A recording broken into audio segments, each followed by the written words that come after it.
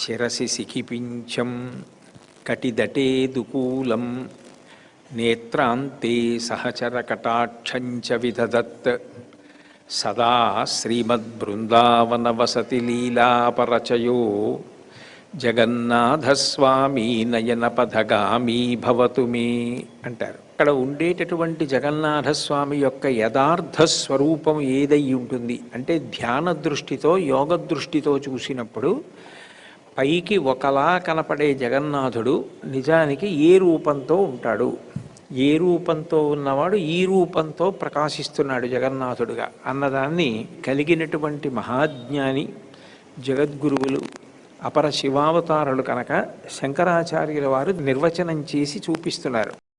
అందులో ఎటువంటి కృష్ణుడై ఆయన ఉంటాడు, ఎందుకనంటే ఒకే కృష్ణస్వరూపం అనేక విధాలుగా బాలకృష్ణుడిగా ఉన్నప్పుడు పాకుతూ ఉన్న కృష్ణుడు అందమే, నవనీత చౌర్యం చేసినటువంటి కృష్ణుడు అందమే, ఆవులను కాపాడుతూ వెనక తిరిగిన కృష్ణుడు అందమే, ఇంకొంచెం పెద్దవాడైన తర్వాత లీలలు చేసిన కృష్ణుడు అందమే, గోవర్ధనోద్ధరణం చేసిన కృష్ణుడు అందమే, రాసలీల చేసిన కృష్ణుడు అందమే, రాయబారం చేసిన కృష్ణుడు అందమే, సారథ్యం చేసిన కృష్ణుడు అందమే, భగవద్గీత చెప్పిన కృష్ణుడు అందమే.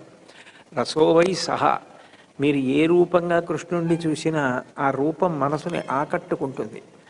అయితే జగన్నాథస్వామి ఏ రూపంతో ఉన్న కృష్ణ పరమాత్మ అన్నదాన్ని శంకర భగవత్పాదులు విస్పష్టంగా ఆవిష్కరిస్తున్నారు. భుజే సవ్యే వేణుం, ఎడమ చేతితో వేణువుని పట్టుకుని వాయిస్తున్నటువంటి కృష్ణుడు. భుజే సవ్యే వేణుం శిరసి సిఖిపించం, తల మీద నెమలీక పెట్టుకున్నటువంటి వాడు, కిరీటమునందు కాదు తల మీద నెమలీక పెట్టుకుని శోభిల్లుతున్నవాడు. శిరసి సిఖిపించం కటిదటే దుకూలం, పట్టుబట్ట నడుముకి కట్టుకుని ఉన్నవాడు. ఆ పైన ఆయన సహచర కటాక్షంచ విదదత్, నేత్రాంతే ఇలా చూడ్డం కాదుట, ఇలా చూస్తుంటట. నేత్రాంతే అంటే కంటి యొక్క చివరి భాగము నుండి. ఇలా చూసేటటువంటి చూపు కన్నా ఇలా చూసేటటువంటి చూపు చాలా గొప్పది. ఎందుకంటే నాకు దేని మీద చాలా ప్రేమ ఉంటుందో దాన్ని ఒక పక్కకుంచి దాన్ని ఇలా చూస్తూ ఉంటాను. పొట్టి చూపే కానీ అది గట్టి చూపు. ఇలా చూసినదేదో అది పొడుగు చూపు. ఇలా చూసిన చూపులో ప్రత్యేకమైన అభిమానం ఏమి ఉండదు.